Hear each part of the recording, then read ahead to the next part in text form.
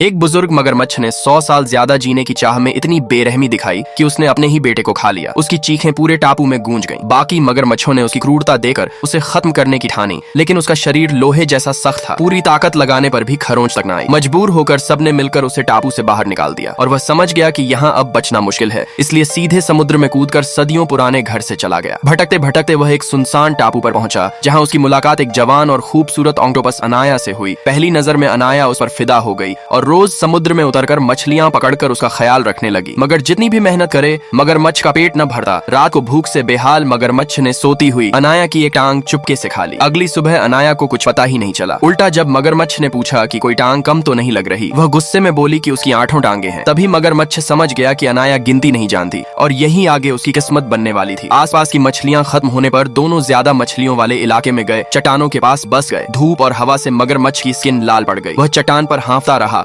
और अनाया रोज की तरह पानी में उतरती रही। रात होते ही मगरमच्छ फिर उसकी टांग खा गया और हर बार की तरह उसे कुछ पता नहीं चला। कहते हैं जो यहाँ तक देखे वह एक बार को जिनगन लय बोले तो किस्मत चमकती है। वक्त गुजरता गया और अनाया की बस एक टांग बची। मगरमच्छ कुछ पल हिचकिचाया, क्योंकि अगर वह भी खा ली तो मछली कौन लाएगा। मगर लालच जीत गया। उसने आखिरी टांग भी खा ली और उसका शरीर गहरे लाल रंग में बदल गया। अब अनाया चल भी नहीं पा रही थी और खुद को कोस रही थी कि वह उसका ख्याल नहीं रख पा रही। मगरमच्छ ने जैसे पछतावा दिखाते हुए खुद समुद्र में उतरकर मछलियां ला कर दी। अनाया को लगा अब सच्चा प्यार मिल गया है, पर सच्चाई ये थी कि वह बस उसे और मोटा करना चाहता था। रात को सोते ही मगरमच्छ ने उसे पूरा निगल लिया। मरते दम तक अनाया को समझ नहीं आया कि शुरुआत से ही वह धोखे में थी। पेट भरने के बाद मगरमच्छ की आंखों से कुछ आंसू गिरे, शायद पछतावा था या अफसोस। उसे लगा अब अंत करीब है, तो वह अपने पुराने झुंड के पास लौटा ताकि फिर से वंशजों को खाकर जिंदगी बढ़ा सके। मगर जैसे ही टापू के पास पहुंचा सब डर कर भाग गए। तब उसे समझ आया कि यही उसकी तकदीर है। उसने आंखें बंद कर ली। न जाने कितनी देर बाद शोर से आंख खुली तो देखा आदिवासी उसे भगवान मानकर पूजा कर रहे हैं। इतना बड़ा और लाल स्किन वाला मगरमच्छ उन्होंने कभी नहीं देखा था। उसे जनजाति में सम्मान से ले जाया गया